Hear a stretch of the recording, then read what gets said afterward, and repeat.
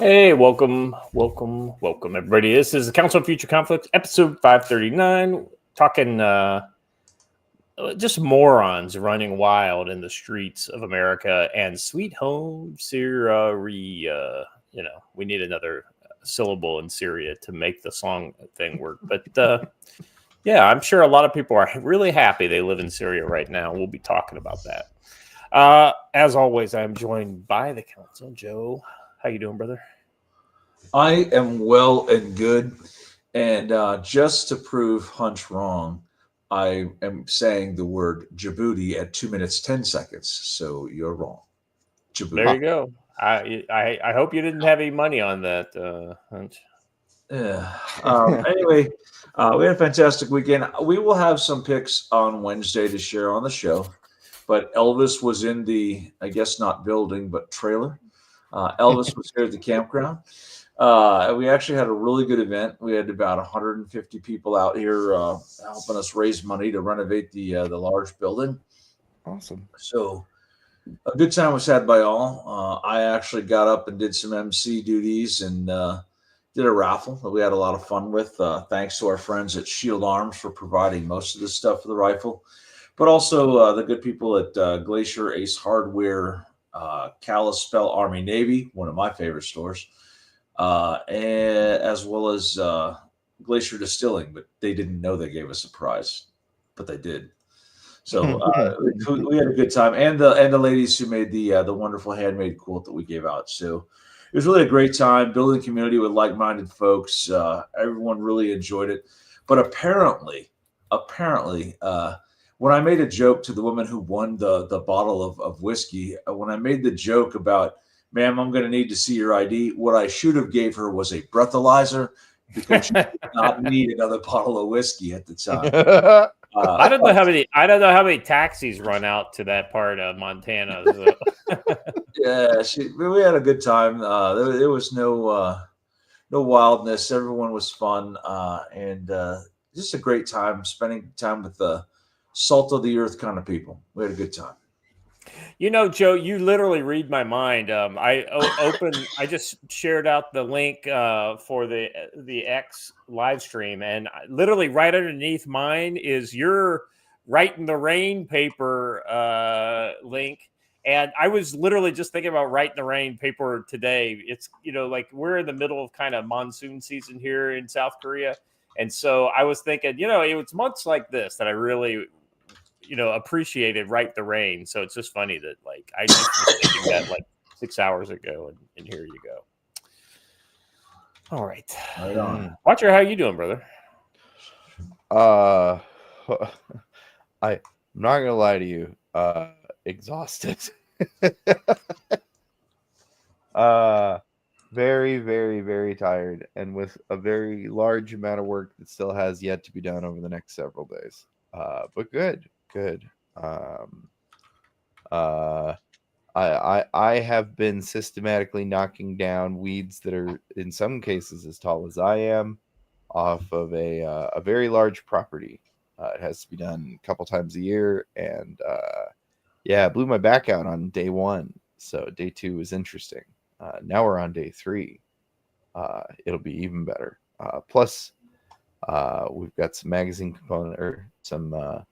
Anyhow, doesn't matter. We got some stuff that needs to get other stuff taken care of today, and yeah, just trying to get everything settled and in order so that I can leave in good conscience for Shield Field Days here in a few weeks. Watcher, I was talking about you today at work. Uh-oh. So I was talking to a colleague about a certain board game idea we were talking about. He's really big into painting miniatures and things like that. And he said, whatever you do, you gotta have like miniatures that you offer, but you also have to offer the digital files so people can print their miniatures and all this kind of stuff. And it was like, I think Blaine has the absolute answer there. Like Blaine's answer for that has been the coolest thing I've ever heard of. I remind us. So what they're gonna do for Land and Sea, and I think Blaine said this on the show, so I don't think I'm blowing anything here.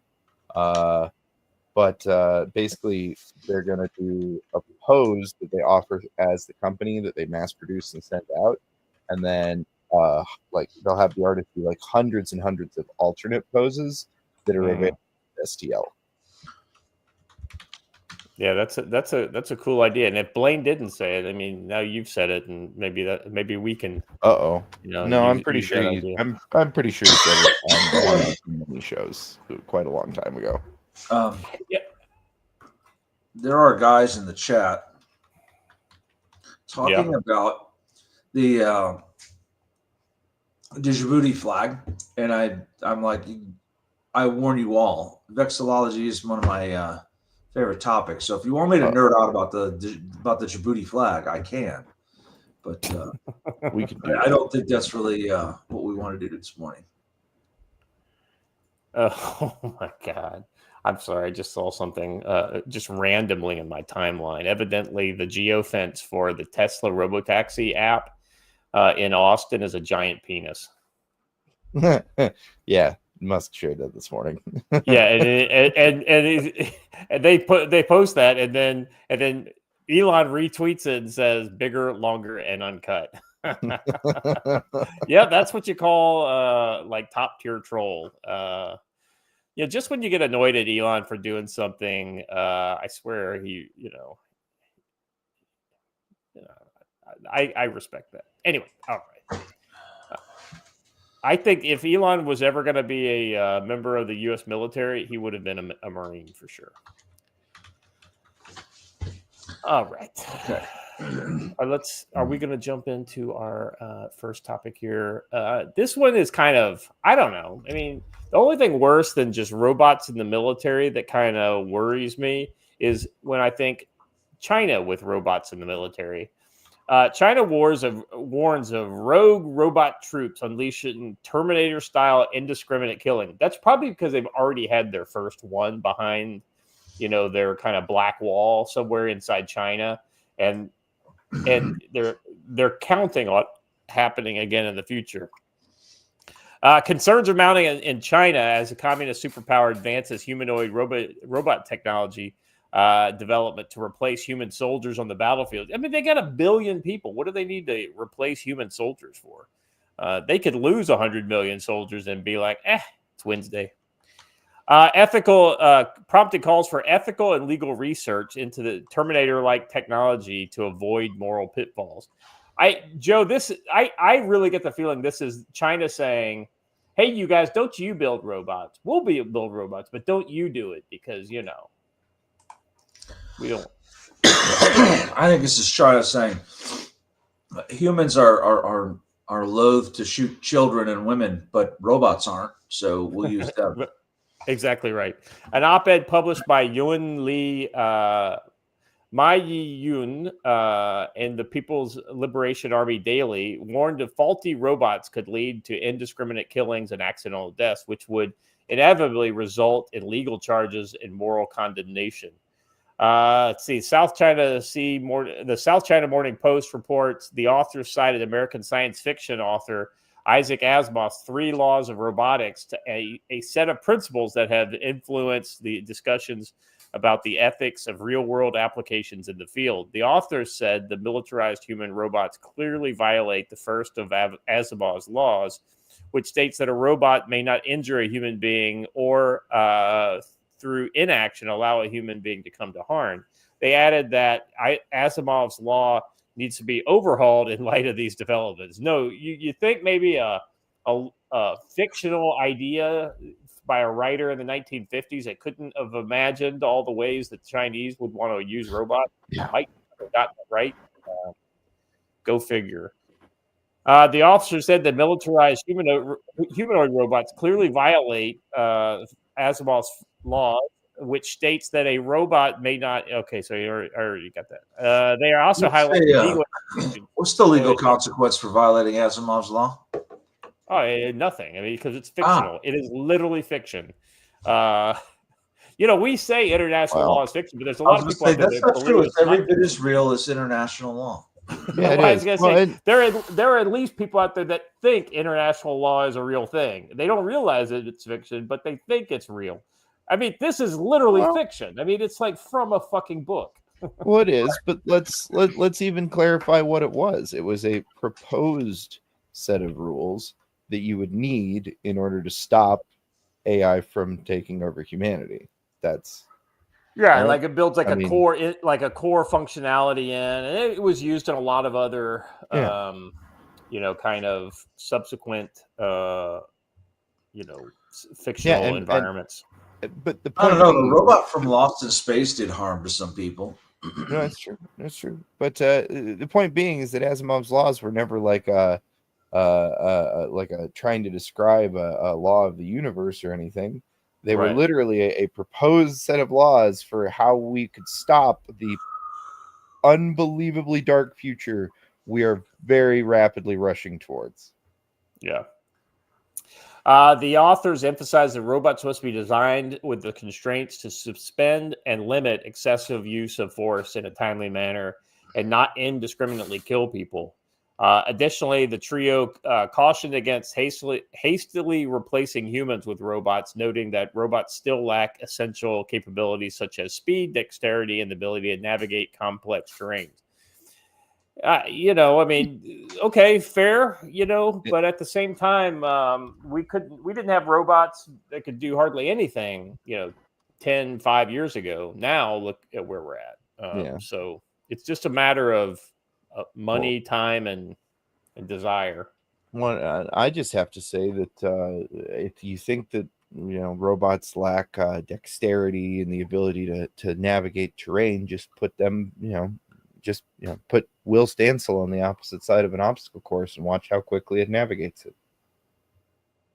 Let's see. We are bridging the gap between humans and robots, making it a more intuitive, responding, and ultimately more useful to the soldier, said a leading researcher in artificial intelligence in the Maneuver and Mobility Program. This is the Army Research Laboratory, by the way. ARL researchers have demonstrated interactive bidirectional communication system that enables real-time exchanges between humans and robots.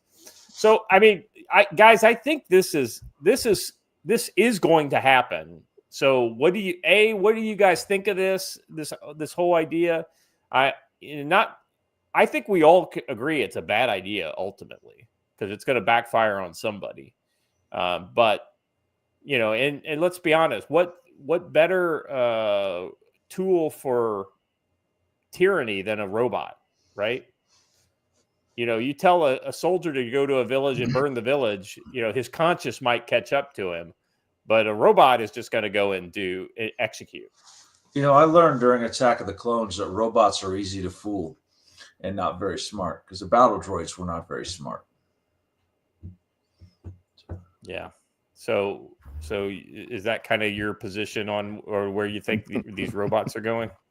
I don't think that we need to worry about it quite yet, but I think that there are a multitude of movies and other things that point us to why this is a bad idea. One of the best ones, which is actually just a fun movie to watch, stars Kirstie Alley and Tom Selleck, called Runaway. Great movie. Oh yeah, I remember that. Yeah. Oh, and Gene Simmons was in it too. Gene Simmons was bad. Yeah, he was the bad guy if I remember correctly, right?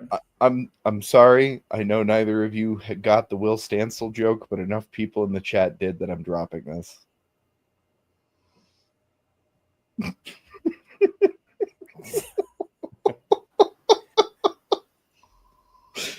I saw that meme the other day. That was funny. It's basically a Terminator like humping a table. Yeah, and so Will Stancil is a leftist commentator that basically everybody hates, including the left. And Grok gets a lot of its information directly from Twitter, including sentiment analysis. So the other day it went off about wanting to break into Will Stancil's apartment and personally violate his duty. Yes. Mexican on that note, Mexican Iron Man addresses this issue perfectly. Yeah, for $5, Mexican Iron Man says, if we make the robots Mexican version bots, I assure you we can defeat Mexican robot attack with a big booty Latina bot decoys. Yes. I think Hunch that Dirty in Roof. response to that, we need to look at Hunch the Dirty Roofer's Amazon search history because I think he probably searched for that just now. Uh-oh. Speaking of which, Hunch the Dirty Roofer for $2 says, "Watcher, weeds as tall as you are called trees." Pre-tumbleweeds in this case. Hey, low-key LARP just dropped 5 gifted subs on the chat over in Rumble. If you're sitting in the YouTube chat and you're not a member over on Rumble, go over there because I think there's 1, 2, 3 just got given out. So there's 2 more left that you can pick up a free gifted membership over on Rumble. I support Mexicans. All right.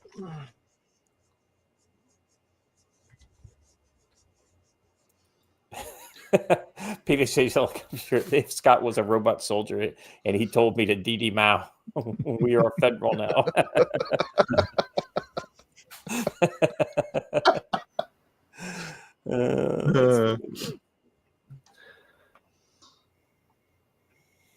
All right.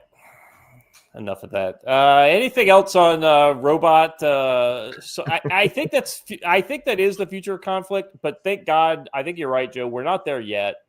I think there's some interesting positive uses for robots in the battlefield. But giving a robot a gun and just kind of turning it loose is about the worst idea I can think of in modern warfare. I think Kazovac is probably the best place for them. So. I think so too, especially autonomous. Yeah. Basically, you just kind of back to it comes in, lands, put a guy wounded in there, and then return to sender. Well, or honestly, the ones that they've been used. So, I think that would be cool. I also think that is going to be very expensive, and I think that what most militaries are going to see is exactly what Ukraine has done, which is autonomizing an ATV and putting a ground level sled on the back of it so that you can put the wounded inside that and then basically send it on back to base. I mean, maybe. And I suspect that's what probably like we might get those little personal UAVs, right? That'll fly a Kazovac back and maybe some like other high-end militaries will. I think almost all other militaries are going to end up with basically stuff like that. Yeah, my thought is that knowing how Ukraine seems to value the human lives of their soldiers, same for Russia, because both sides are about equivalent on this. I can't imagine either would put a whole lot of money in something like that. Whereas America, you guys know the deal, man. Like America, and this is not something just from now. Like Joe, back in your day, like we were cuckoo for Cocoa Puffs on like how is my day not your day? let's analyze this, Joe. When I was in college, you were in the Marines, so I mean that was your day, and then I got in the Guard later. I mean, because despite the fact that like we're not the same age, but the same stuff, you got a couple years on there. Well, sure, make a note. We're stabbing him the next time he's around. Just until somebody says, "Hey, your dad." I always heard so much about Joby and your dad. Well, it's really less than 5 years difference here, so I know. But you know what I'm saying? I kind of draw a line in the pre-Gulf. I mean, the pre 9/11 and post 9/11. Even pre 9/11, we were still like really focused on casualty care and being kind of sensitive to casualties. And so I could absolutely see us having like hundreds of autonomous like UAVs to ferry casualties back and forth. My question is if a guy wakes up from sedation in the mid-flight, is he gonna like freak out and unright and fall off of the fucking thing? That's what I would do. Well, I'd assume that they probably do the same thing they did in Nam, right? Put the little plexi bubbles around them. Maybe. Are you talking about MASH? Like those things in MASH? I mean, yeah. If you're gonna have somebody on a ski that's unconscious, you have to have some way to restrain them, and it's probably just basic patient restraints, and then put some kind of plexiglass. I know. It was more of a joke. I was more being, But yeah, I mean, basically, Yeah, I think they'll just strap them to the stretcher. For those concerned about my desk falling apart, it was this sweet thing falling over twice. What happened? Oh, It was just down here by my. I haven't put it on the wall, and it just fell over. Oh, okay.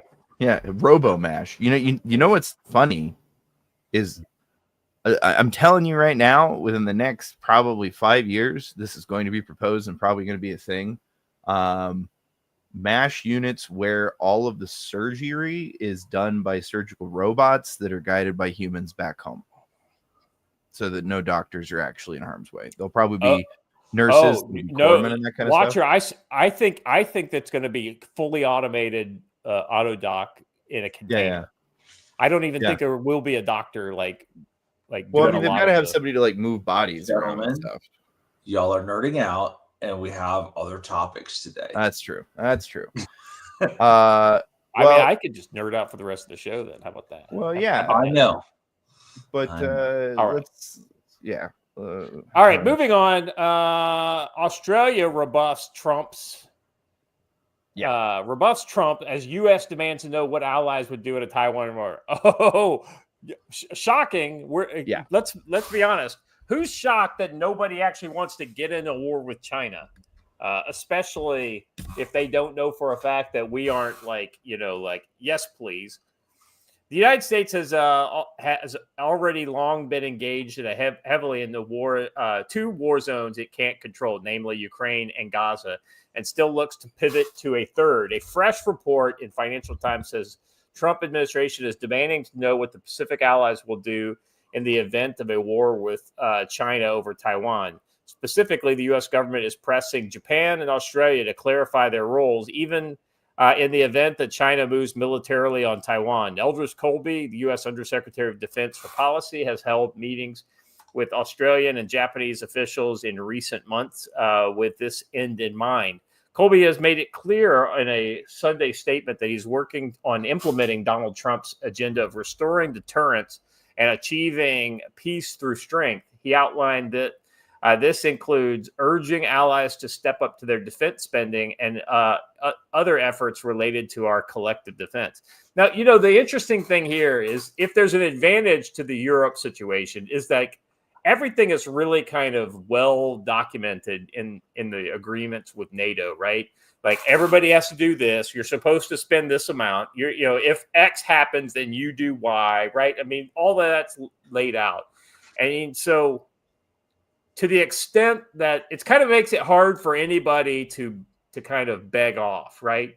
Because as soon as somebody begs off, then the whole fucking thing collapses, right? So there's this kind of peer pressure situation, and that's potentially bad in dragging everybody else into a war, i.e. the alliance system that brought us into World War I. But on the other side of it, that presents a unified block of deterrence that makes it a little daunting for a ne'er-do-well to attack the NATO countries. Now, I don't think that there's a very unified front there, especially now that Donald Trump's in the seat.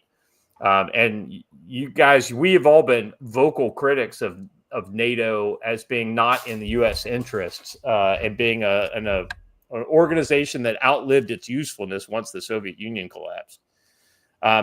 But over in the Pacific, we have a situation where the United States has allies, of various levels and commitment. But ultimately, there is no kind of thing that will unify us in some sort of singular action if, say, a China were to attack one of these potential partners, right? I.e., in this case, Taiwan. But I'll be honest with you, I could see, shooting in the South China Sea between, Chinese maritime militia and the Philippines, probably before we see shooting between Taiwan and China. So what does the U.S. expect of its allies? Joe, this is one of those kind of things. This is one of the dilemmas that you get when you have bilateral and multilateral agreements, for collective defense. Yeah, and I think that when we're talking about collective defense of the Pacific, it's important to note honesty is an important thing. Scroll up to that photo where it says Royal Australian Navy image. that can't possibly be a Royal Australian Navy image because the Royal Australian Navy decommissioned their last aircraft carrier in 1982. That one right there appears to be an Invincible class, which would be a British one, last of which was decommissioned in 2016. So even if that was a Queen Elizabeth class, it would be British, not Royal Australian. So there's that point. The Australian Navy is really nothing more than a Coast Guard in all reality, right? No power projection. It's got some patrol frigates and small island hopping capability, and I don't even know that they have a full-size cruiser. So what exactly can Australia bring to the table? They do have some ground fighting ability, but not really a lot of naval power, even though you would think being on an island, they would. Well, yeah, I mean, so I kind of agree. I mean, it sounds like there are, it sounds like there are some moves potentially for Australia to kind of join the modern world with its navy. I think that's Joe. I think that's they're trying to buy our subs, right? Well, or France's subs, whoever. In this picture, they specifically didn't want France's subs because France was only offering them diesel subs, and they don't have the support fleet to be able to it doesn't make any sense for them. Yeah, there are some guys saying that could be a Canberra class carrier. Yeah, that's what. Sure, hold on though. The Canberra does have the jump, but it's the entire width of the ship, not half of the ship. That's an exclusively British design.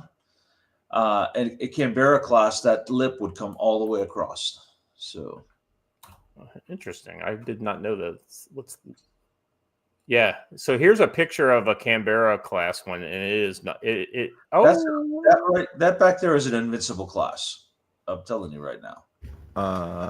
It's either the Arboreal or the Illustrious. But Rowan Coward. Somebody needs to follow up on this.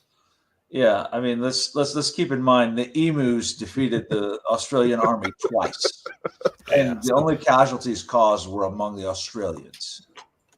I guess those are Anzac class frigates in that image. So, anyway, but the point here is, I think it's well taken that ultimately the United States, before it can really kind of be effective in the region, needs to know what its allies are willing to do or won't do, right?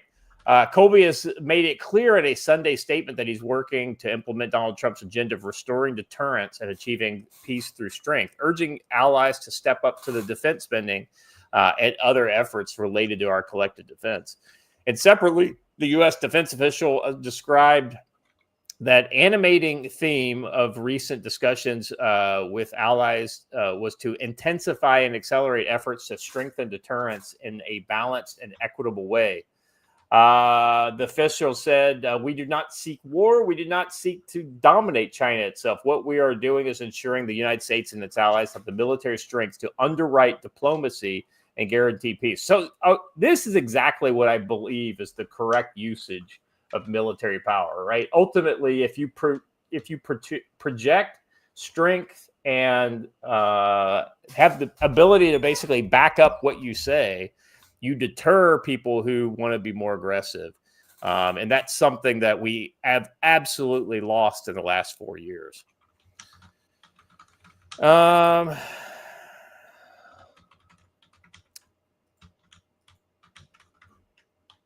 Okay. Let's see. We can imagine that Washington's reaction would be if China had PLA troops all over Cuba or even U.S. territory in Puerto Rico. Yeah, I mean, exactly, right? And so that being said, these are sovereign nations, and they can literally do what they want. Would we like China to have troops in Venezuela or what? Panama, Joe? Come on. China's never had troops in Panama. That's crazy talk. They have troops in Panama today.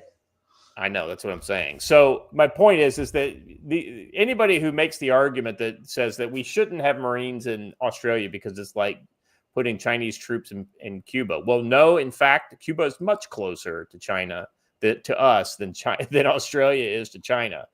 And Cuba, well, let's be honest, it's basically like a hobo state. Gents, Yes, I have been saying for a long time that the Chinese infiltration of the Australian government would cause us issues in the long run, and nothing has been done to counteract that. Let's see. Australia will not commit troops in advance to any conflict, the defense minister said. I mean, so you basically can't rely on them. Responding to a report that the Pentagon has pressed the ally, we don't discuss hypotheticals. Australia is no recent trade conflicts with China have threatened to devastate whole Australian export industries, and so Australia is not in any mood to poke the panda. I love that phrase. Over theoretical future war plans.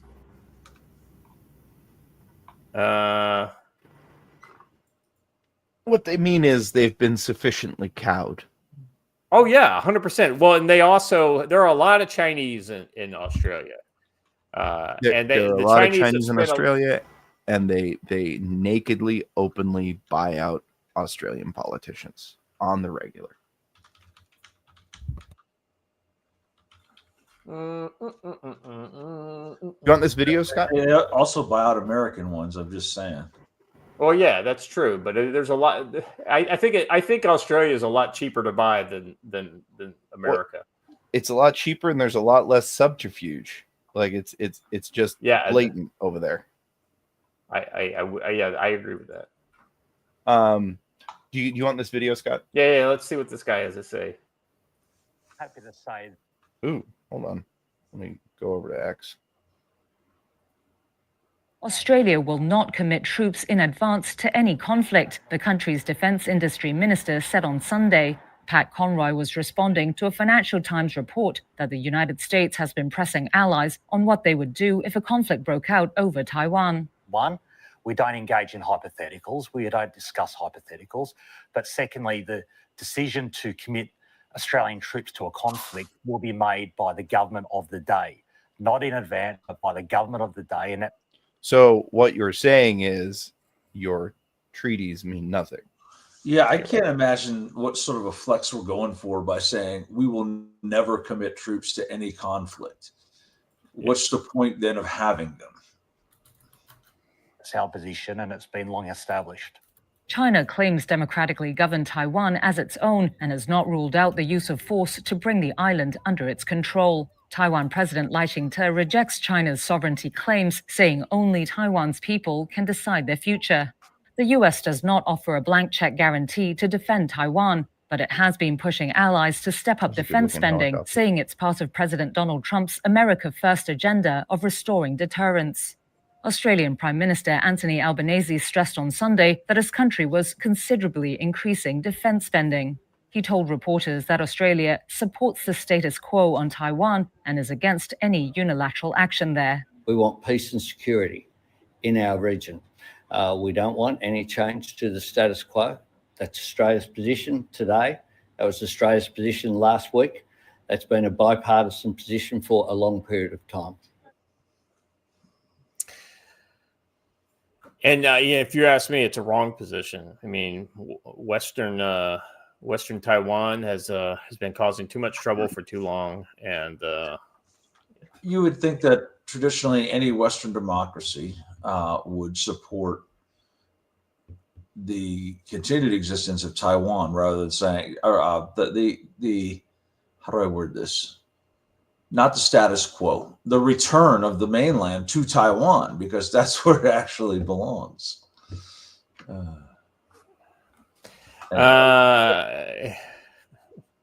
PSA's helicopter tours for $5 says, gentlemen, around 2020, I thought Australia was neck deep in bed with China and all in on the Belt and Road, strip mining and rare earths. If Australia is part of Five Eyes, how did it happen? That's a good question, Joe. What's your kind of take on that? Australian dollar bills, yo. Australia is a realist. They saw that the downfall of the Western hegemony and decided that, hey, in our sphere of influence, China's a great source of income. China needs what we have. So maybe to keep them from taking the land they need from us, we should do business with them and let them extract some minerals in exchange for cold, hard cash. It's not hard. The interesting, I'm just kind of looking at the treaties that we have. So like the kind of cornerstone treaty between the US and Australia is called the ANZUS Treaty from 1951. The thing that I find interesting, it says the treaty does not mandate automatic military support, but requires consultation and action to address threats. An armed attack on any party in the Pacific is deemed dangerous to all, prompting coordinated responses. And that it was invoked by Australia after September 11th, and so I guess that's what allowed Australia to take part in Afghanistan, and I think they were in Iraq too, but I can't remember. Yes, they were definitely in Afghanistan. Let's see, we got a Australia-U.S. Defense Trade Cooperation Treaty. That's definitely not. There's a forced posture treaty. So there are several treaties between the United States, but that ANZUS one is the important one. It does not have like an Article 5 kind of clause in it that basically says you are required to, attack on one is an attack on all. And that kind of goes to that weakness, Joe, right? Like if you've got partners in the region, but they're all, kind of flaccid, what's the point in having partners? Joe? I'm sorry. I was reading something. With friends like these, though, who does need enemies? That's sounds like what? Well, yeah, no, I was just saying that that this kind of this basically there's no teeth to this, because there's no attack on one is attack on all. So because there's no obligation, it's basically like just a flaccid agreement. It exposes the fraud that is in there, right?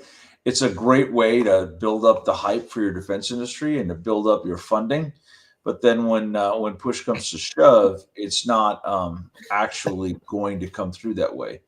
How many people came to our aid after September 11th? A lot of them did, but would they do the same for some of the less known agreements, not NATO, but the Quad, or a couple of others like the Association of Southeast Asian Nations or the Organization of American States?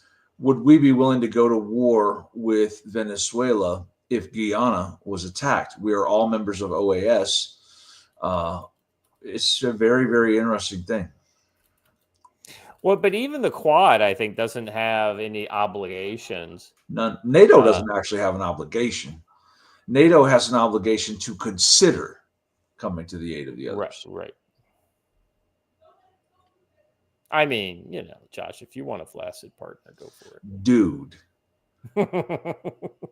I knew somebody, as soon as I said that word, I knew that somebody was going to use it. I just want to throw it out to the chat. I told Jim the other day that he was not allowed to use the word flaccid in text messaging anymore. Word of the day, flaccid. All right. What's next? Oh, hey, hold up. This is important. You're a G camp. I'm jealous. Jealous. That's funny. Matt wants to know where you are because he heard your voice. Where's Joe? I just heard him. When Joe get here? Yesterday we were having a conversation on the phone, and Jake and Matt are driving back from Arkansas, and Jake says something fairly profound, and I was like, Jake, you're supposed to be the goofy sidekick, not some wise, smart dude. And we all had a good laugh over it. If you've met Jake, so a bunch of you have. If you've met Jake, you know where I'm coming from on that. And I love Jake. I take the chimpanzees and a million chimpanzees and the typewriters. I just keep talking until something sounds wise, but unfortunately it gets so diluted by all the pablum and stupidity that I throw out that nobody ever remembers it. Yeah. All right. Next one up. 6 killed, over 620 drones, missiles unleashed on Ukraine overnight. So once again, Russia's gonna back down any day now, or they're gonna run out of drones, or I can't remember what else we heard, Joe. Oh, they're gonna pull back, or they're tapping out, or the Ukrainians are overrunning them. Let me point something out. Everyone keeps telling me how drones are going to change the face of battle and drones are what's going to get you. But 620 drones caused exactly 6 to die. I was just going to point out that either means that they are all failures or that they were trying to target infrastructure. Yeah, I mean, if you're not trying to kill people, then maybe I have no idea what the Russians are trying to do. Neither do I, but just theorizing here. If these were all headed at like substations and stuff, that might account for the lack of deaths. Well, let's see what this article says about it. Ukraine authorities said the aerial attack killed at least 6 people and highlighted the highlights the urgent need for the country to obtain more anti-air defense systems from allies, including Patriots from the United States. Russia continues the strategy of terror, striking specific cities and regions with coordinated attacks. Joe, one of the things that I'm really surprised by is that you haven't had some entrepreneurial Western company, maybe like someplace in Poland, that basically takes all the ZSU 23s, the self-propelled ones, and basically redo those with like a new radar, something that's designed more for smaller, kind of pinpoint work with the drones, because the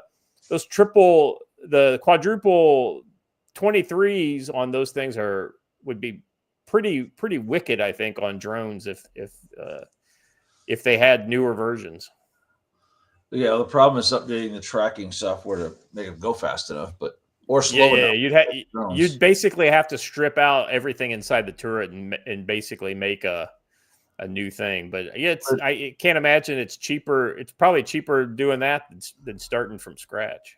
Well, what's funny is 2 things. One, you notice they say obtain and not buy. There's a big difference between those 2 words. The other one is they're like the Chris Rock from New Jack City meme. Y'all got any of them drones? It's crazy. He describes that many of the drones were decoys or simulators, which are designed to distract and overwhelm defense systems, making it harder to intercept the actual assault kamikaze drones. Zelensky further said that it included in the overnight aerial attack were 26 cruise missiles, and that that half of all the UAVs are Iranian-made Shaheeds. So here's the thing. These are not Iranian-made Shaheeds. They're Russian-made drones that are derived from the original Shaheed design. And these, I can tell you right now, just from the videos I've seen, these Russian Shaheeds, if you want to call them that, are way more, there's more to them, and they are larger than the original Shaheeds. Because yes, Russia has a lot more technical capability than Iran does. Shocking, I know. Weird, crazy. I know. Let's see. Hits on the Chernivtsi region saw 2 people killed and 20 injured, even though this area was far from the front lines of battle with Russian forces. Another distant place, Lviv, was far western. They were going after the cam girls, Joe. Saw a dozen wounded from the attacks in the east, and 2 people died in Dnipropetrovsk, and 3 people were injured in Kharkiv. President Trump, within recent days, has ramped up weapon shipments to Kiev after the Pentagon has announced its stoppage to arms transfer, which the White House sought to dismiss as a misunderstanding. Zelensky, in his latest remarks, further touted progress, a multi-level agreement for new Patriot missiles. For anybody who thinks that Trump is starting weapon shipments because he wants to help the Ukrainians, I don't get twisted. What he wants to do is he wants to motivate Russia to stop, and he will literally do anything that he can in order to do that, to include making making Zelensky happy with new patriots. So you kind of get to see what these target areas and what the tracks look like on this map in this tweet right below here. All of this is happening despite U.S. defense officials having long sounded the alarm over diminishing U.S. stockpiles. Many Patriots were used in the latest conflict involving Iran and Israel. Now it looks like the U.S. is giving more away to Ukraine. The Trump administration has shifted in recent days, claiming that defending Ukraine is America first, which is absolutely the opposite message of the White House. So here's the thing. Donald Trump doesn't do things that are against his earlier statements, consistently against his earlier, unless he has some sort of reason to do that. Kind of like everybody thought that he was going to go to war with Iran, and his war with Iran was literally like 12 bombs or something like that.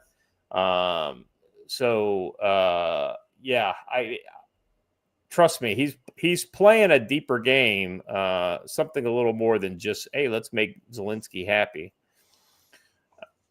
What's your guys' take on that with turning some of these selected arms shipments back on? I think that it's grift, and I think that whatever we send them, their problem isn't necessarily air defense. They're losing ground, right? Yeah. And air defense, you don't lose ground to air defenses. Planes cannot take ground. Yeah.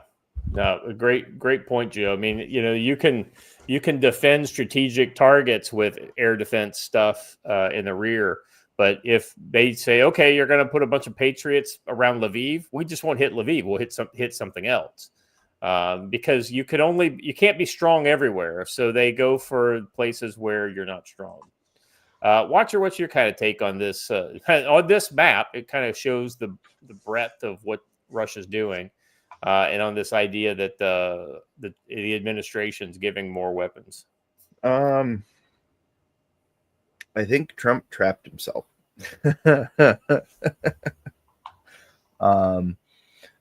He made very clear, because he used it as a weapon against Biden, right? To say that, oh, this war would have never happened, and I'm going to bring peace, and it's going to be immediate, and as soon as I get in, there's going to be peace. Well, the problem with that is that the only reason Ukraine even has a dog in the fight at all at this point is because we've given it to them. And so when you cut that off, you cut off all reason for Russia to negotiate, because at that point, what they're facing now is a depleted enemy that has no ability to resupply itself, that just did you, well, at least in the way you see it, just did you a lot of harm. And so there's literally no reason, if we don't, like, if we're not supplying Ukraine, and if NATO, if the other NATO countries don't step up to fill the gap, which, then they're just going to get rolled up. And that is what's going to happen. And so he trapped himself, right? Like he made it a point that he's going to stop all the weapon shipments to Ukraine. Okay, well, you're also going to try and stop the war, right? Yeah. So it's there's no winning here. There really isn't. You either have to, unfortunately, support the war in order to stop the war, or allow Ukraine to get rolled up. Those are your options. Sucks, but that's where the political battle in America put us. I hate to say it. I mean, my thought process kind of is consistent with my original thought process. Is we shouldn't be giving weapons to Ukraine. We should do everything we can to force Ukraine. The problem, if I had to put my finger on something, the problem is literally all the other countries that are continuing to give the junkie more money. Because as long as they can still get their fix, they will always go back, and they will keep, they have to hit rock bottom before they'll do something that will allow for this war to end. I agree with you entirely, but honestly, what we're talking about is this chunk of land, and they can either give it up in negotiations, which we're not going to be able to convince them to give it up in negotiations, or it can be taken from them. Yeah. Gentlemen, that's all I got on this topic. I just wanted to let people know that this is just a great example of the things that continue to go on in Ukraine. Joe, you want to talk a little bit about tactical wisdom real quick? Depends. If you want to know about an article, then no. But just in general, we're getting ready for Shield Field Days. That's coming up here in just 2 weeks, July 25th through the 27th, right here at good old Camp Ponderosa. Get on the list, make a reservation for camping space or an RV spot. We don't have any rooms left available for that event, but we do have some opportunity.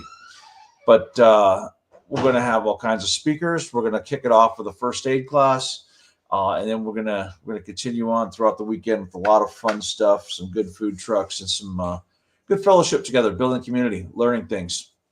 Right after that, we're going to jump back into community security ops here at the camp. And then a couple weeks later, we're going to do a week where you can get in all of my courses. You can do Fieldcraft followed by community security ops. And then there's a 1-day break between that and combatives at the end of August. So those classes are filling up pretty quick. Jump on there and get in them, get trained. I think that the last few weeks should have shown you that the odds of insurgency in America are growing. So it's time to learn some skills to defend against that. Thank you, Rowan. We appreciate the WD-40 fund. Anyway, so we got a lot of fun classes coming up. Check it all out. And I promise you we'll get an article out in the next 48 hours. Yeah, Rowan Court for $2 for the WDW fund, WD-40 fund, that squeaky door. Yeah, absolutely. Yeah, Joe, what's going on with that door, man? It's like things are falling apart. It gets used a lot. Amen. All right. Something that needs to get used a lot is code CFC10 over at brushbeater.com. Here we go. We're diving into Antifa's ICE resistance and serious sectarian bloodshed, and we're proud to bring you another ad for our. I just love the fact that Matt embraces us talking about Antifa's ICE resistance and sectarian Syrian bloodshed in his ad. I love it. In the U.S., Antifa is escalating their war on ICE, rioting in L.A. and San Francisco. Hollywood elites are cheering them on, calling for resistance against Trump's deportations. Meanwhile, Syria is spiraling into chaos with over 100 Druze killed in Sweden and over 1,700 Alawites massacred in Tartus by Sunni militias, showing how fast societies fracture. Whether it's Antifa's street chaos or serious sectarian carnage, you need to be ready. At brushbeater.store, the Baofeng DM32 digital radio with AES 256 encryption ensures secure comms across a variety of frequencies when radicals disrupt networks. The Tiny SA Ultra Spectrum Analyzer detects surveillance or enemy signals, keeping you ahead of the threats. The 2025 Signals Intelligence course, led by Matt, trains you to intercept hostile comms with classes in North Carolina, Missouri, Montana, and more. Check out brushbeater.store/collections/digital-mobile-radio-DMR or collections-/training-courses to gear up now. Use our exclusive code CFC10 at checkout for 5% off radios, Spectrum Analyzer, SIGINT training, or any other gear like helmets or optics. Orders over $100 ship for free. Visit brushbeater.store and prep for the chaos. Thanks to Matt for his support of the show. Make sure you head to brushbeater.store, use code CFC10, and stay ready for the storm. Now, let's dive into today's episode. Hey, I want to point out that I've been using the DM32 all weekend. Handy dandy little radio here, up a shorter antenna on it.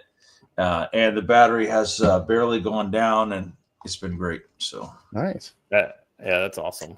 I tell you, I saw a post over the weekend, Joe, that made me think about the DM32. So, like, if you just because you use a digital radio doesn't mean you're in the clear, right? Correct. You can be the analog guys. Yeah, the analog guys can't listen to you, but other digital radio monitors can if you don't have the encryption. So that's really important to remember. The other thing too is that even if you have, even if I hear digital traffic, it tells me that somebody's there, relatively close to me and talking about something. The fact that there is traffic is intelligence as well. Well, and a digital transmission tends to make me think they're a little more switched on, maybe than some FUD down the road. Thank you, Ron. Thank you. My God, I didn't even know. No, you know, Joe. Watcher knows. I know, but now the chat knows. So now we're all in the same boat. But I was going to point out that there is an Antifa YouTube channel. Hey, there went Jason. There is an Antifa YouTube channel called Black Flag Civilian, and he currently has a series of courses on using DMR, like the UV32 or this little DMF8, in order to avoid detection. So they're out training in SIGINT and SIGINT protection. So you should too. Yeah, 100%. All right. Hey, gents. Before you guys get into the show, I just got to say I got to get going this morning. So I will. I'll see you, gents, on Wednesday.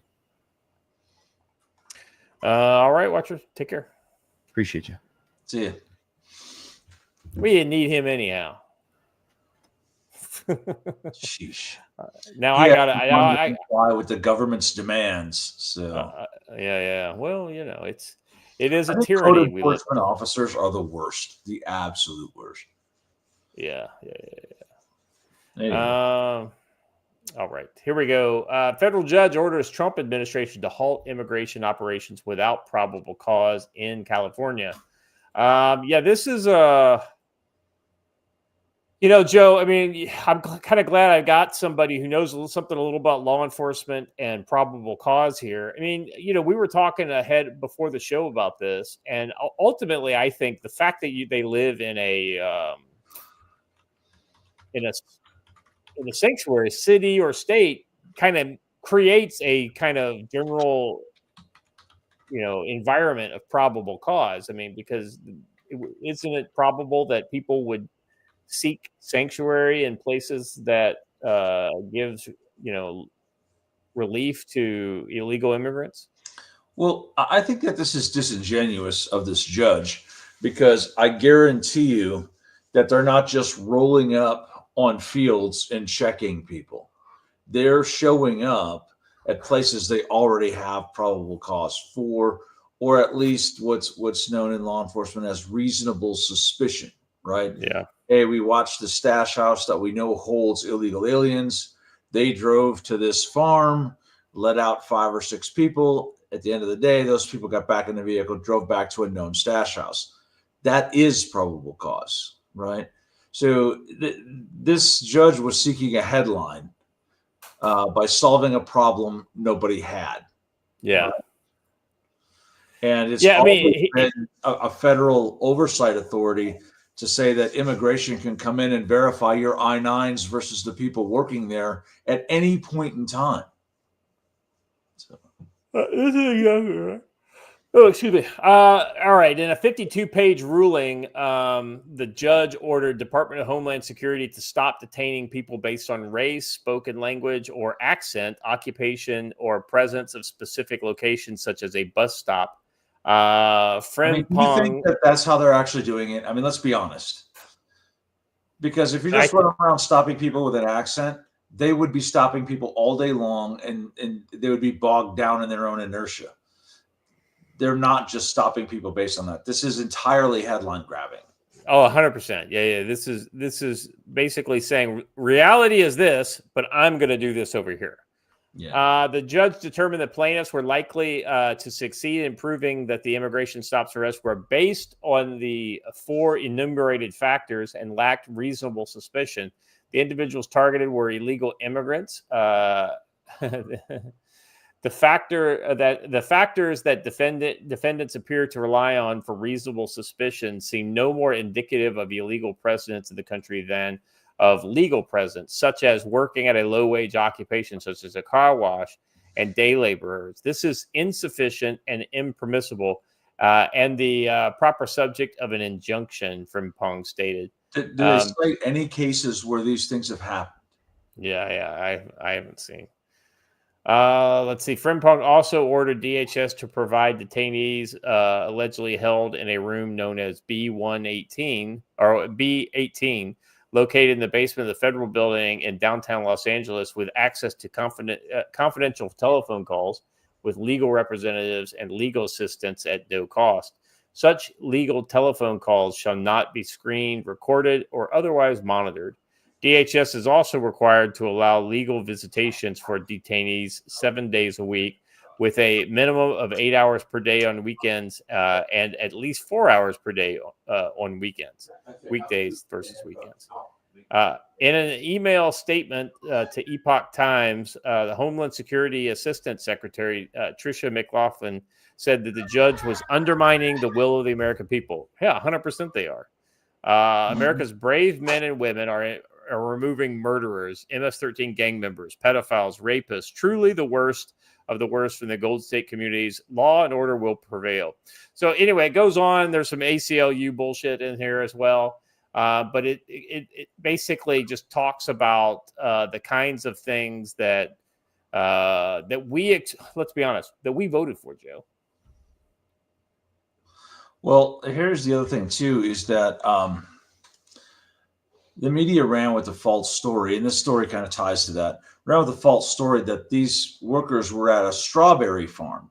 Well, it was called Strawberry Fields, but it's a marijuana farm.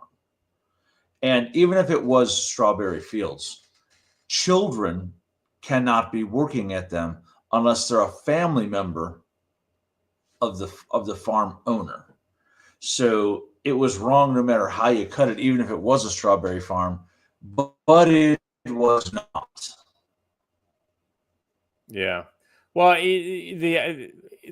there's a lot more to that one. We can, I think we've got that to cover here in a subsequent story. So, well, let me just kind of move on to the next one here, because this kind of gets to, it wasn't their accents. It was, say, in this case, ICE bus illegal alien pedophile ring in Minneapolis.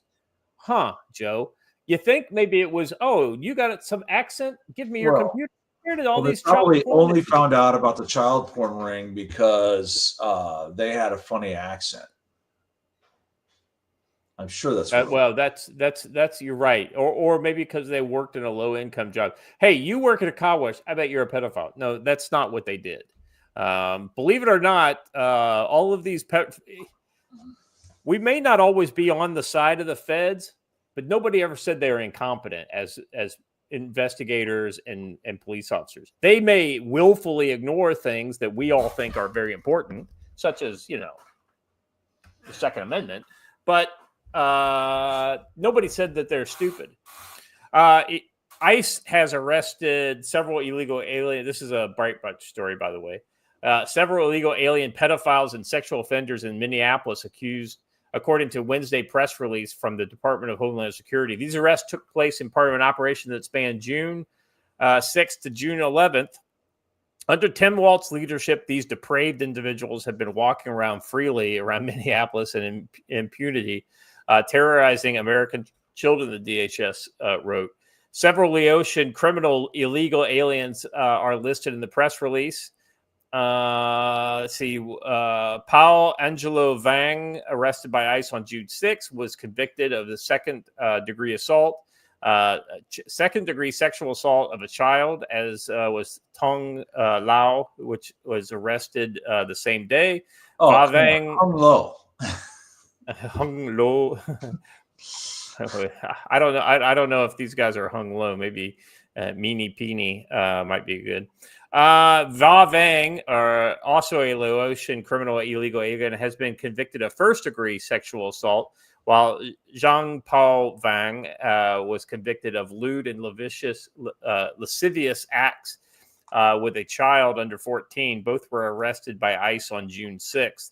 The same day, ICE arrested Yi Zheng, convicted of third degree. So just a list of a bunch of others. I don't want to get into all the individual people. These pedophiles and sex offenders are sickos. Our brave ICE enforcement officers are putting their lives on the line to arrest and remove from American communities. That's a DHS Assistant Secretary Trish McLaughlin said in a statement criticizing Democrat Governor Tim Walz for embracing sanctuary policies that have allowed these criminals to roam free. Instead of comparing ICE to the Nazi Gestapo, Governor Walz should be thanking our law enforcement for removing these pedophiles from Minnesota. Here's the thing, Joe. Something tells me they didn't arrest them because, like, oh, we have done the investigation and you're a pedophile and we're going to. I get the feeling that the law enforcement probably already knew about these people, but because they have restrictions in a sanctuary city, which Minneapolis is, they literally can't arrest them. Yeah, they had protections that were offered by the sanctuary status, but the Supremacy Clause says the federal government doesn't care. Let's listen to what Tom Holman has to say. Zoran Mamdani, the likely next mayor of New York City, has promised not to cooperate with you or with ICE or deportations of any kind. Do you have a plan? Is there a plan to work around that? How are you going to handle it? Good luck on that, because we're going to be in New York City, and President Trump said it 2 weeks ago. We're going to double down, triple down on sanctuary cities. Why? Not because they're a blue city or a blue state, because we know that's where the problem is. We know they're releasing public safety threats and national security threats to the streets every day because they don't honor our detainers. We know that. We don't have that problem like in Florida, where every sheriff in the state's working with us. So where we're going to send our assets, we're going to send them where the problem is. Sanctuary cities. So I've said it before, we'll flood the zone of sanctuary cities. If they don't let us arrest a bad guy in the county jail, they're going to arrest them in the community. We're going to arrest them at a work site. So we're going to increase community operation. We're going to increase work site enforcement operation. We're going to get the bad guys. So if they don't want to help, get out of the way. We're coming to do it. Yeah. I mean, I think that's. I don't see anything wrong with that statement. Yeah, I mean, I totally agree. I mean, you flood the zone where the problems are, and the problems are absolutely in sanctuary cities. I mean, that's, Joe, that almost seems like the definition of a no-brainer. It really does. And you can't, I mean, if you think about this from a historical perspective, if you are saying as a city, I am declaring this place a sanctuary from the federal government, that sounds an awful lot like sedition to me. I've thought it from day one. You're saying you're going to openly resist federal law enforcement. Now, they get around it by saying, well, what sanctuary city means is we won't cooperate. Okay, they don't have to cooperate. But when you start saying we're going to actively resist by telling you when ICE raids are happening or helping you escape out the back of a jail or out the back of a courthouse, like a judge in Minnesota did, now you are actively involved in sedition and they can arrest you. And I've never been a big fan of saying the federal government gets to stomp on states. But in this particular case, when we're talking about a federal law that the state is assisting people in breaking, then I am all for it. Yeah, I mean, just because to the concept, I'm sorry, Scott, let me just finish this thought. Go ahead. I'm an old man. Of declaring yourself what was known even as recently as World War II as an open city, right? Once you say that, not only do you then not get fought over, you also lose the protection of the sovereign state that you were a part of before you declared yourself an open city, much like Paris did. So, yeah. Phil Coggins for $10 says, I thought nullification issue was settled in 1865. Yes, if you tell the federal government they don't exist anymore in your area, they will come and kill you. Yes. Yeah, I mean, so yeah, the supremacy clause is a thing for a reason, right? And you just can't. I mean, you don't have to like it. I mean, Joe, we're not sitting here like cheering the feds on, right? Right. But there is a render unto Caesar that which is Caesar's kind of aspect to living in the United States, right? Yeah. We agree that that that some level of federal government should exist. Now, maybe we want less federal government than what we have currently. I don't know, maybe. But we're definitely not the kind of people who think that pedophiles should be able to walk the streets in any city or state. Let me not even apply the pedophile thing to it. Let me just apply immigration to it. Yeah. The administration of firearms laws, rules, and regulations should not be a federal oversight responsibility because we have the Second Amendment. So I think the ATF absolutely needs to be abolished. I do believe, however, immigration is one of the very few limited federal authorities that is included in the Constitution. Therefore, I will support federal law enforcement being used for immigration enforcement as much as it can be. It's absolutely a role of the federal government. Well, the irony is I think that sedition is most effective. And I see you in there, Trussarian fraud. I think sedition laws are a bad road to go down. I think there are other laws that we can use in these. So where I think sedition laws are particularly helpful is against local and state governments who basically go directly in against the will of the federal government, which that's when you have this kind of rebellion type of thing. Now, if a state government goes against the federal government on something that we like, i.e., maybe Second Amendment, we're not gonna do anything to enforce, NFA or something like that. Okay, I got it. I appreciate the sentiment, but if the federal government wants to come in and arrest the governor and put him in for trial under sedition, you open yourself up to that, and you just have to understand what you're betting your freedom on when you do something like that. If these people think that this is worth going, I just don't know that that's a road I'd want to go down if I were them. This is what I will say: sanctuary city, not sedition. A judge letting you sneak out while federal law enforcement is looking for you in the building is sedition. Right. It's very simple. So. All right. Anyway, so let's go back to our stories here. This next one is just kind of showing how stupid some of the pop culture influences are getting relating to this issue.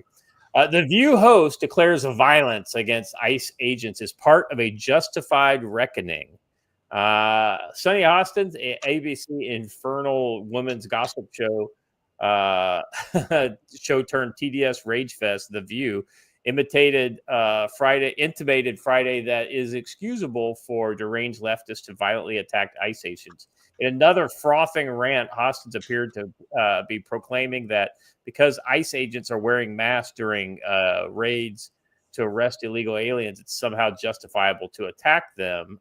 Let's go ahead and play this video and see what the hell we're talking about here. Here we go. CBP officials in McAllen, Texas. Several people were injured. The perpetrator was actually neutralized, but that's also something we don't want to see, is an uptick in violence against law enforcement who are doing their jobs. So if you have a problem with this, talk to your lawmaker. That's the place to do it. If they would do their jobs the way that I think they should be doing their jobs, which is unmasked without disappearing people from the streets, I don't think that the public would feel as endangered. Because if someone approaches my loved one who's undocumented with a mask, how do I know that they're actual law enforcement? Yeah. How do I know that they work for ICE? So that's one thing I'll say. There's actually people who have impersonated ICE officers. But do they show an ID? They don't show IDs. No. They're not dressed appropriately. They're not flagged, and they're masked. And so in my world, if you mask yourself because you don't want to be seen, because there will be a reckoning for some of the actions that actual law enforcement have done. CBP. So the eminent women of the View showing us how stupid women can be and be paid millions of dollars. Unmasked today because Sonny said they have to be unmasked. The noted legal scholar Sonny from the View. Yeah. So what I like here is they using these kind of tweets tell a story here. So hold on, masks are bad now. This is next tweet says, if masks are so bad, then why do almost all of the protesters wear them? It's difficult to keep up with their deranged mind garble.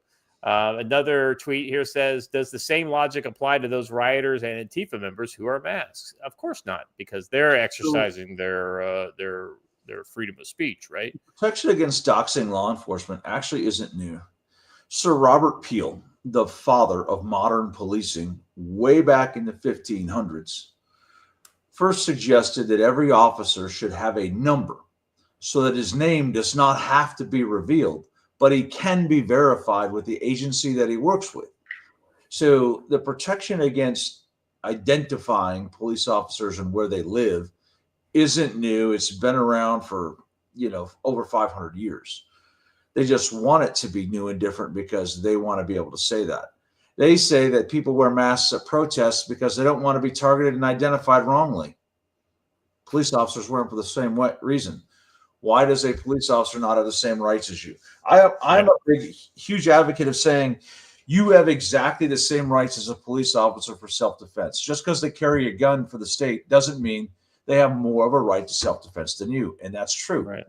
On the flip side, they also have the same rights as you.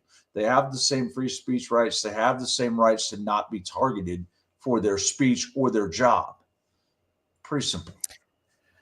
Let's see. Pinochet's helicopter tours for $5 says Democrats and states should understand that if they don't follow federal laws, they are putting their homes and property of registered rich Democrats in the state at risk for destruction, vandalism, etc. We'll leave it at that. We'll just leave it at that. Yeah. This is not legal advice. As we highlighted yesterday during the raid on the marijuana farm manned by illegal alien children, yes, really, a protester near Camarillo pulled a gun on ICE agents. This came the following morning, an attempted ambush. This came following an attempted ambush on ICE in Texas by leftist terrorists intending to murder the agents. Far left extremists. So yeah, this is Andy Knows reporting in this tweet on that. And he identifies the 10 alleged members of the next North Texas Antifa terrorists. So I tell you what, man, I feel bad for these people going into a North Texas prison, having this on their rap sheet. I don't know that Antifa is going to have a good time in prison. Yeah. Anyway, back to Austin. Wow, she's calling for more violence. Unreal. And then Western Lensman, the guy who made the original tweet, says, notice she's brushed aside the violence. Hold a second. Notice she's brushed aside the violence against ICE. Didn't warrant any acknowledgement. Let's see. She fancies herself a penthouse revolutionary. Imagine the screech parade if federal agents started to take more direct action against terrorists and criminals threatening their lives. Democrats want to push the limits. This is another tweet from somebody else. That limits until they get a reaction from law enforcement on camera that they can then spread all over fake news in order to demonize federal agents. Reckoning is right, but not the kind she's thinking of.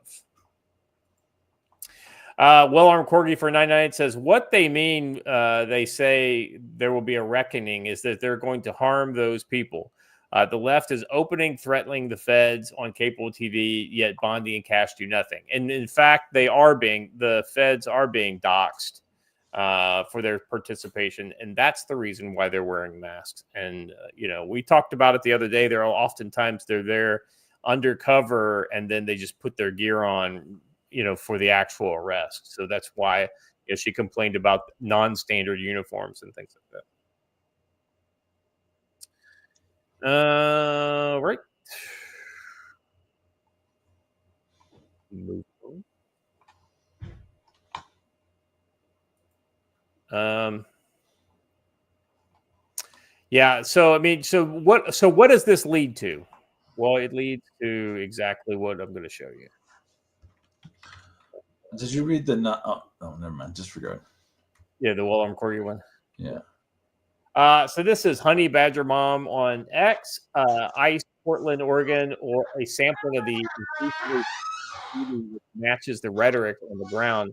KYS, fuck ICE, kill all pigs, Trump will hang, fucking KYS ICE, kill ICE chud, a small sampling of what I've seen. So these are just kind of examples of the kind of, stuff that's basically on the ground there in Portland and other places in the Pacific Northwest. Yeah. Let's see more shoot ICE pigs. So I'm sorry. For those who don't know, KYS means kill yourself. That's what we're trying to make them do. So yeah. More examples here. Kill cops. Liberals get the bullet too. Notice the sickle there. They're not. These people do not consider themselves liberals or progressives. Kill Trump. Things I hate: vandalism, irony, and lists. Sonny's comments there on the show that we just listened to were pretty much a threat against ICE too. There will be a reckoning. What do you mean by that, Sonny? What will that reckoning be? Yeah. What exactly do you mean, like specifically? Let's see. Here's another one. I thought this was interesting. I know, Joe, you might have more insight on this. All right. Breaking: domestic terror group VC Defensia admits to targeting federal ICE agents in California.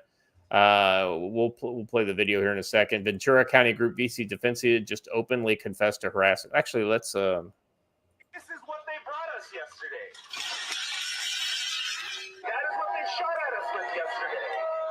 As VC Defensa, Ventura County's been relatively quiet for the last 2.5 weeks because our amazing volunteers have been following every single ICE car that comes out of that facility in Camarillo. We have been jamming them up, following them nonstop throughout the county, and every single time those cowards do one of two things. They run to the local police departments and have them place security guards for them, or they go run and hide on base where they know we can't follow them. Right.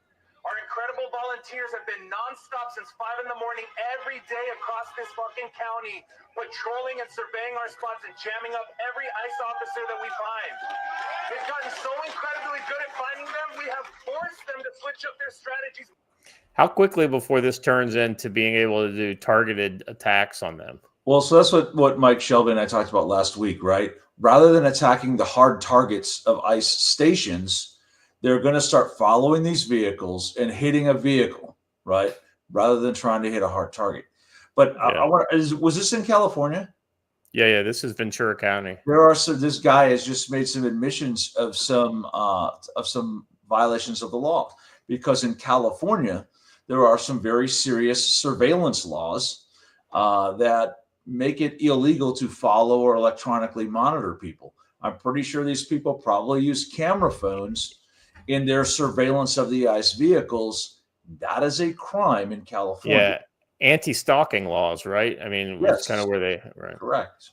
Let's listen to some more of this genius. Multiple times over the last few months. We don't even have to wait on hotline calls to report where they're at. We're finding them in the wild. Also, they're not smart drivers. They drive into dead ends and cul-de-sacs on a regular basis. Consistently, they're idiots. Horrible driving. We have watched these ICE agents morally and emotionally break. We have buckled them. When they have seen Beachy come across the corner in her SUV and lock eyes with him, we have seen their shoulders drop. And we have seen them sadly drive back to their facility and clock out for the day. When they heard Lexi come around the corner yelling and screaming and on their ass on a consistent basis, they freak out and they lose control. And again, they drive into dead ends and cul-de-sacs on a regular basis. We have an incredible team that's never going to stop. And even though yesterday we ate pepper spray, we ate tear gas, we got hit with rubber bullets, they took it out on us. 2 of our volunteers got snatched up yesterday. We're still missing John. We still have no idea where John's at right now. We have been looking tirelessly for John Cavarello. He's a professor at Channel Islands. That's the other part. Our base of volunteers is an incredible group of people that are medical professionals, they're legal professionals, they're professors, they're mothers, they're fathers, there's parents, there's students, there's people from all walks of life. Our moms send us peanut butter and jelly sandwiches each day.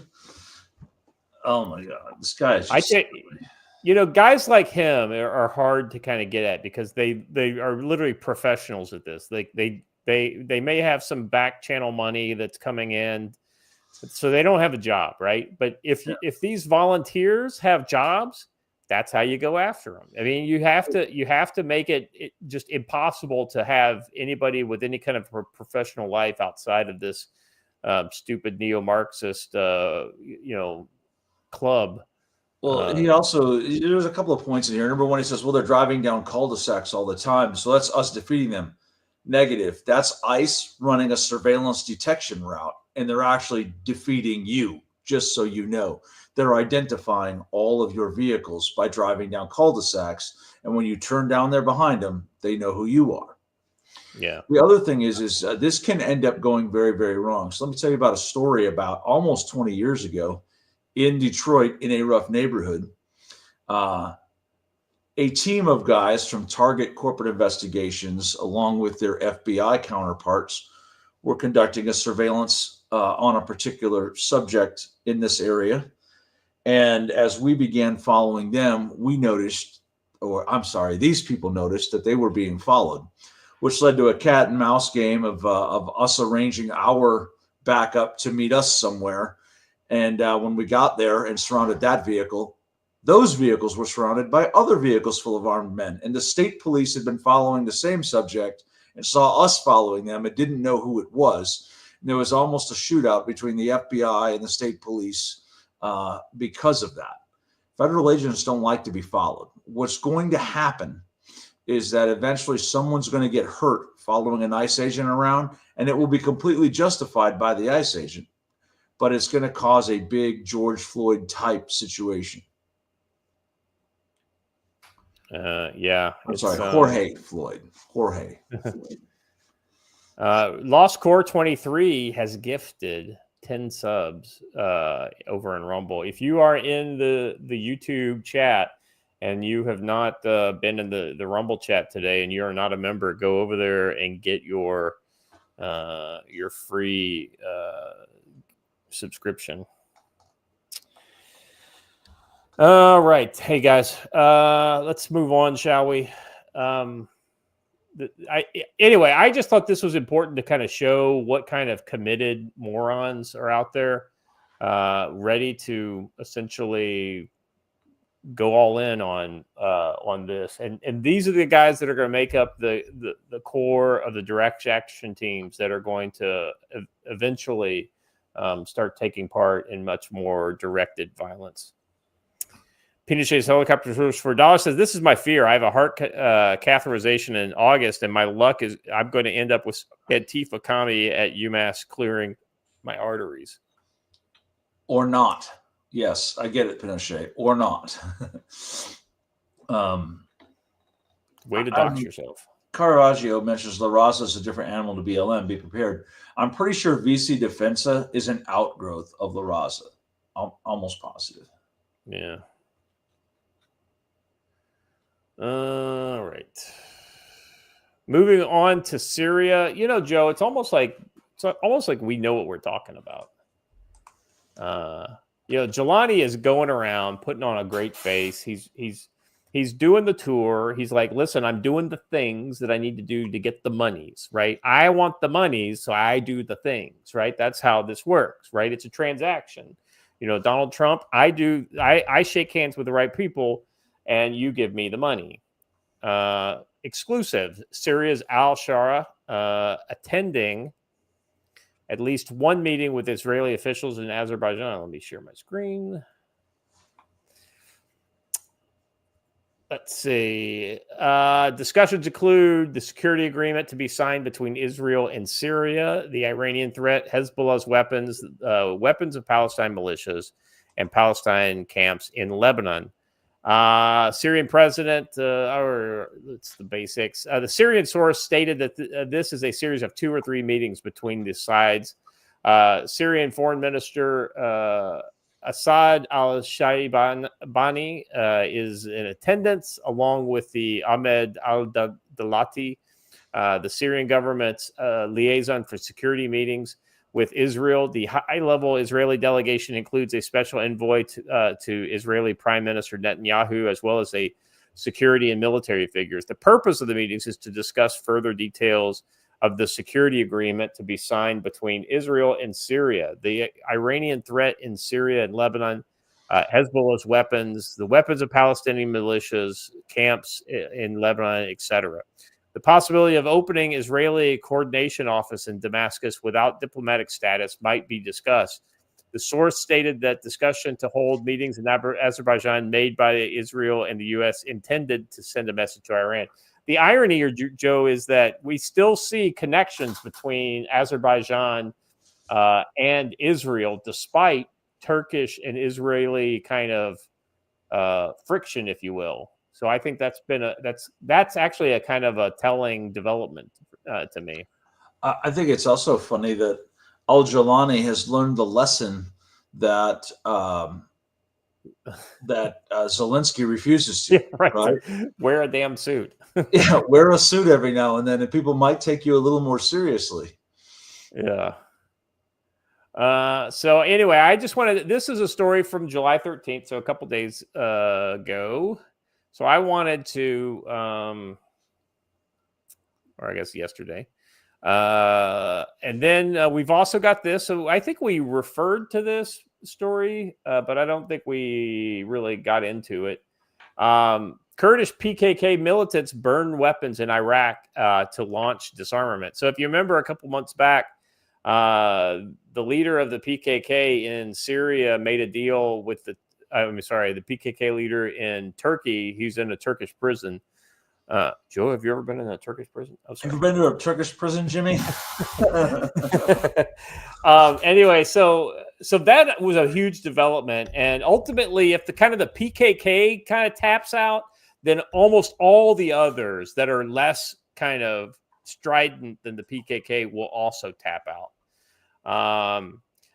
30 Kurdistan Workers' Party militants burned their weapons in the mouth of a cave in northern Iraq on Friday, making a symbolic but significant step towards ending a decades-long insurgency against Turkey. The footage from the ceremony showed fighters, half of them women, queuing to place AK-47 assault rifles, bandoliers, and other guns into a large gray cauldron. The flames later engulfed the black gun shafts pointed to the sky as Kurdish and Iraqi and Turkish officials watched from nearby. The PKK, locked in a conflict with the Turkish state outlawed since 1984, has decided in May to disarm, disband, and end its separatist struggle after a public call to do so from its long-imprisoned leader, Abdullah Öcalan. After a series of failed peace efforts, the new initiative could pave the way for Ankara to end an insurgency that has killed over 40,000 people. So anyway, the key thing here is to show that things in the region are changing. They are changing. But the problem is not in, say, Turkey and the PKK. It's that Syria is a fucked up place with a lot of divisions that everybody's trying to paper over. And, you know, if you're like me and Joe, you kind of see through that, like, you know, because it's literally transactional, right? We'll do this if you do that. The problem is the people on the ground aren't fucking listening. To that end, I love how whenever I go to the Times of Israel from South Korea, I've got to go through this long verification process. Whereas I bet if you were to click on the link, it would just open right up from the States. It just shows that they're scanning my computer before before I log in. All right, come on, open up for me. This is all Washer's fault for not being here. I know. Let me try an archive link real quick because I might be able to get that faster. Joe, feel free to talk about whatever you like until I get my shit together. I don't know. I don't know. Anything going on at the camp here in the next couple weeks? Yeah, the Shield Field Days. Still coming up. Still going to happen. Some of the people. Oh, that's right. That's July. It's July. I keep forgetting that it's in July, and we're now in July. So yeah. Hunch will be on his way shortly. Haley Shane, branding expert extraordinaire from Twitter. She is on her way. Mexican Iron Man. He will be on his way. Exumbris Designs, Father Abraham, Project 223 Preparedness. It's going to be just a regular pile of fun. I did have someone back out on me, but that's, neither here nor there. And you can meet the cool guys from Shield Arms. Rumor has it the Duke of Montana and his chief deputy will make an appearance. You can meet Watcher on the Web, the ever elusive Watcher on the Web, Nephilim extraordinaire, will be here. You might even meet that dude right over there, Boilerman09 from the chat. He might make you biscuits and gravy. And we'll be doing at least one show from live from there. I would love if you guys are doing it at night. I think I can wake up early. We will be doing it at night on Saturday night. And by the way, if you've read Memoirs of the Druze by Colonel Bennett, his newest book. When he talks about a secret camp in the northern Montana woods where Joe and Brushbeater teach, it's here, and the Eldar is actually Stan, the Duke. So good stuff. You can come and see the camp mentioned in Memoirs of the Druze. 37 said killed in deadly clashes in predominantly Druze city in southern Syria. Joe, it's almost like nobody's paying any attention to all these high-minded ideals that Jelani's trying to sell to the West. Clashes between Bedouin tribes and local fighters in the predominantly Druze city of Shwedia in southern Syria have killed 37 people, a war monitor said on Monday, as authorities sent forces to de-escalate the situation. The clashes are the first outbreak of deadly violence in the area since the fighting between members of the Druze community and the security forces, i.e. Jelani's people, killed dozens of people in April and May. The Syrian Observer for Human Rights said at least 37 people had been killed, 27 of them Druze, including 2 children, and 10 of them Bedouin. At the reported closure of Damascus-Sweda Highway due to the violence, Syria's Interior Ministry put the toll at more than 30 deaths and nearly 100 injuries, said it would deploy troops in coordination with the Defense Ministry. Those troops will begin indirect intervention in the area to resolve the conflict, stop the clashes. Yes, I'm sure you will. Let's look at some of the video coming out of there. Let's go. What did I do? All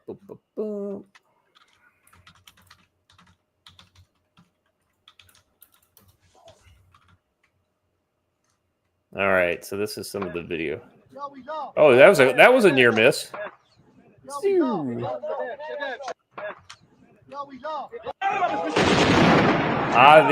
technical, the Hilux with the 23 on the back. And the KPV is no joke, man.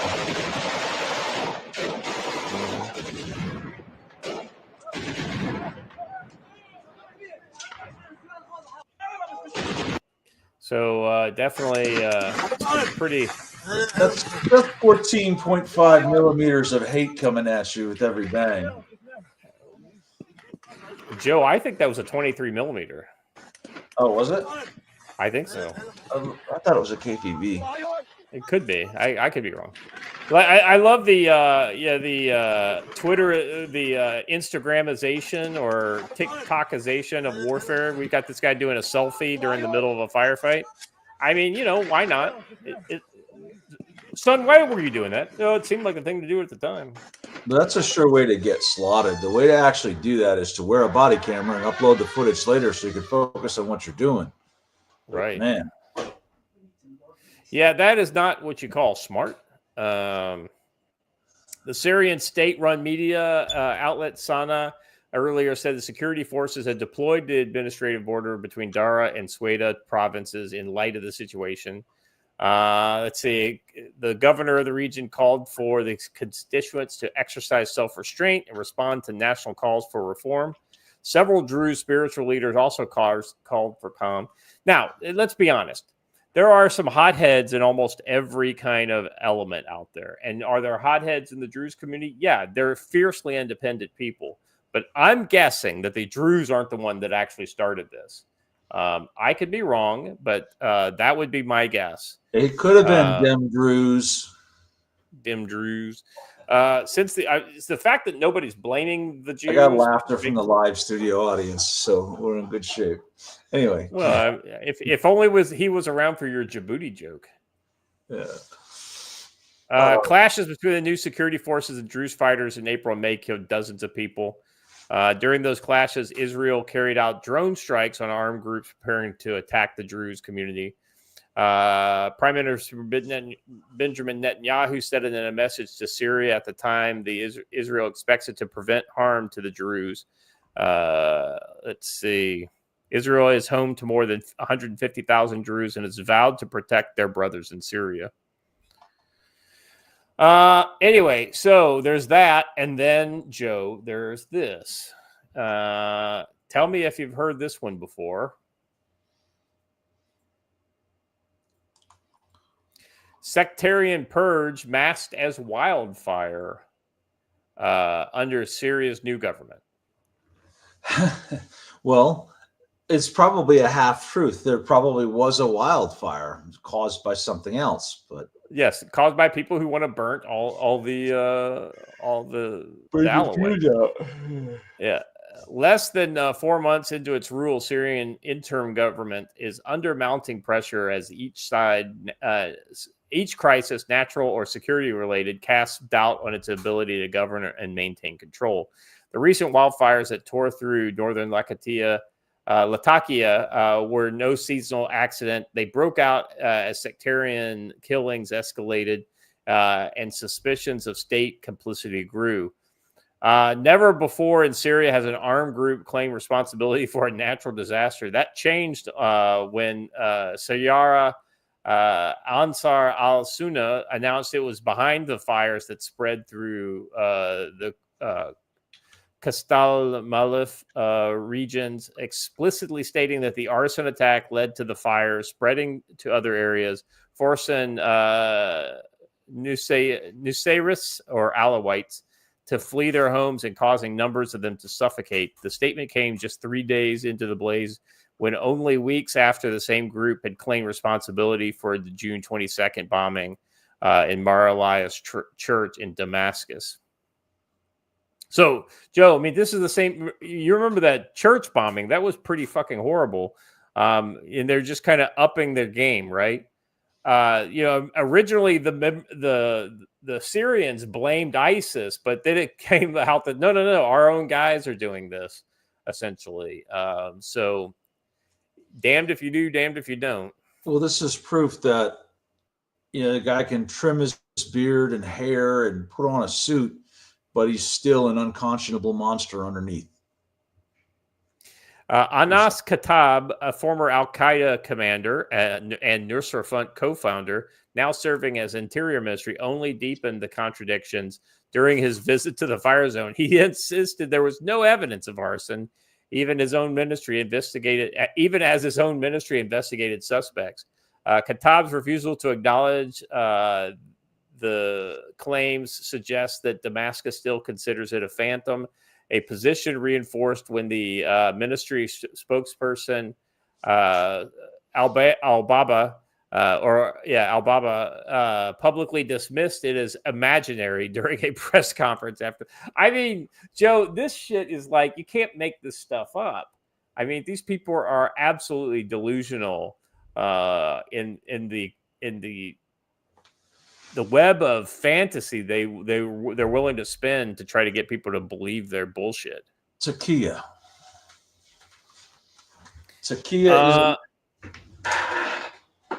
what? Is a thing, right? I mean, oh yeah. Tell them lies. Yeah. At the same time, some Alawites believe that Interior Ministry Khattab is using the group to carry out attacks against Alawites, Christians, and other minorities.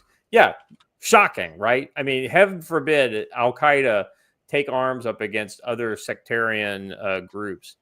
This is, they're basically saying that this is maintaining plausible deniability while coordinating chaos and forced displacements.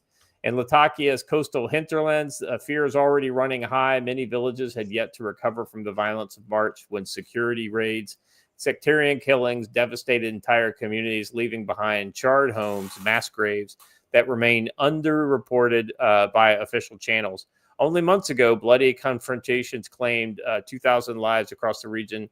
Locals, mainly from the Alawite community, saw these events as the culmination of a systemic purge under the new regime, a wave of targeted killings, kidnappings, and violence that had left communities deeply scarred. I tell you what, Joe, I just don't think there's any hope for this fucking country. It's almost like they should break it up into a lot of smaller countries. Yeah, it would probably be a better way, starting with Greater Kurdistan and then I guess Southern Druzistan.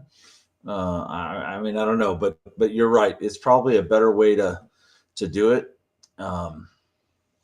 It really, it's always been fighting. And if you go back to the first places you hear about Syria, like the Bible, there was fighting and destruction and infighting then too, tribal disputes and things like that. So never been a region at peace. What are you going to do? Yeah, no, exactly right. All right, Joe, that's all I got for today. You got anything else? That's it. No, that's it. I think that I would just continue to watch for some increasing insurgency between ICE and ICE counter protesters. And by that, I mean more pot shots like the guy who was firing past his homies the other day out at Strawberry Fields.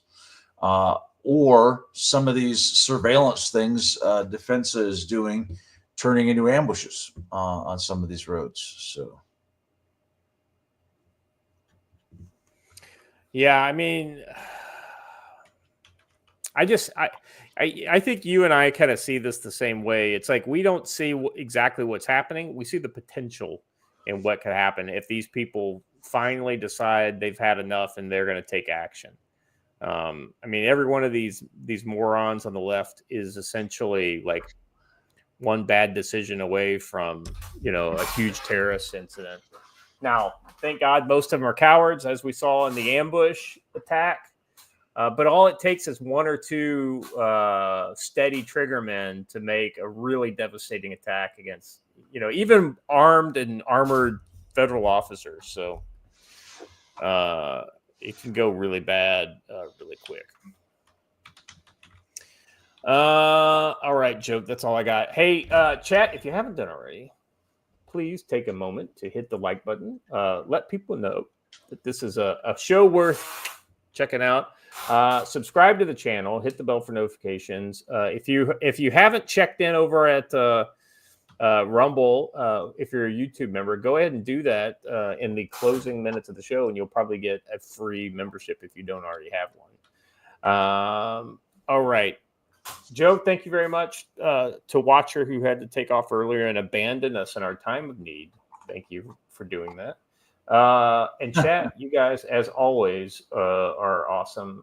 So we will see you again on, what is today? Today's Monday, right? We will see you again on Wednesday, same bat time, same bat channel. You all stay safe.